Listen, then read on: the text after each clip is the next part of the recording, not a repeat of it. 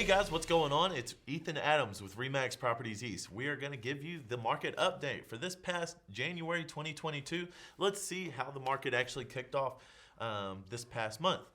When we go to the sellers, let's talk about them. Sellers, you're still cashing out. We don't know where you are and we don't know where you want to go. So that's been our biggest issue in today's market for you sellers. But we're going to talk about the buyer side of things. Inventory, everybody is at a complete panic. There's nothing on the market and people are they're starting to worry, and Tyler's going to revert back to why people are starting to worry on the financing side with the rates possibly on the rise.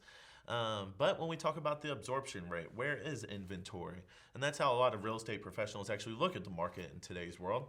And it's sitting right about 3 weeks. When we actually transition markets from a seller's market to a buyer's market, it's at 6 months. So we still got a long ways to go before we see that transition, but inventory is going to be our biggest issue at the moment. People are still bare knuckle fighting, but other than that, let's throw it over to Money Man Tyler and go over what to expect. Thanks, Ethan. So as discussed last time, the Fed has kept their stance on how they're going to be approaching tapering of purchasing assets moving forward.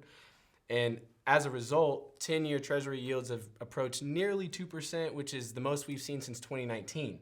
So what does that mean in a macroeconomic sense? What that means is mortgage-backed securities and also bond products are competing products. So when investors are increasing their rates, it's to compete on margin with these other securities that exist. So therefore, you're going to push out mortgage rates and you're going to continue to see them rise, is essentially what I'm saying. So even since we spoke last time, rates have increased on a national average on a 30-year fix to 3.875.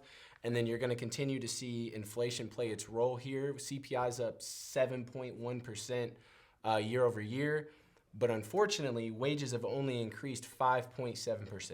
So what that means for you is that if you did not get at least a 7.1% increase in your wage or salary, you are losing to inflation. So that's why it's so important for us to start investing into hard assets like real estate, like stocks, like commodities, like hard metals, because these things hold value when inflation and things like money continue to be printed. Those are going to hold their values. When I say that, home prices are up about 15 to 20% in the last 24 months. Rent is expected to continue to increase roughly 6.97% by the end of 2023, according to the Federal Reserve of Dallas. So with that information being said, I guess the decisions that you make in these next 12 to 24 months will determine which side of the cash register you're going to be on. Back to you, Ethan. Oh, my bad, guys. So when we talk about the celebrity news for this past month, we're going to talk a little bit about Kelly Clarkson. She's been in the recent TMZ these past few months.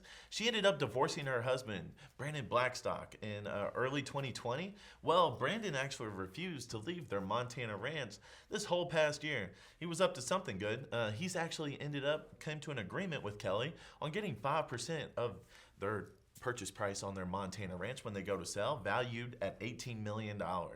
Just nearly a 10,000 square foot ranch in the middle of nowhere in Montana. What can you get better than that? Let's go, Brandon. Good job putting in that work there. But hey, when we talk about, let's forget about the celebrity news. We're talking about Louisville, Kentucky. What's the fat house of the month here? We're going to talk about 4,000 Greenhaven Lane. This sucker was nearly 10,000 square foot, a log cabin. I mean, look at that glass. I mean, that fireplace, everything there. It's absolutely stunning. With your own gun range downstairs and even 2 tennis courts, what can you beat here in Goshen, Kentucky? It's absolutely beautiful. With nearly 70 acres, it sold for a whopping $1.52 million. Now compare that to the Kelly Clarkson situation. We're a little bit different here in Louisville, Kentucky when it comes to our luxury market. But even to end it off with a strong note, just talking about how much money Louisville, Kentucky really does have, people actually, even hillbillies, go out and spend $4 million on 4600 Stone River Drive. Just sold this past month, and it has a whopping 235 acres, 6 training barns, 2 racetracks, and even an indoor facility. Absolutely ridiculous. But hey, even hillbillies have money when you come here to Kentucky. So hey, I hope y'all enjoyed the news this month, and we'll see you next month. And this is Ethan John Adams with RE/MAX Properties East. See you.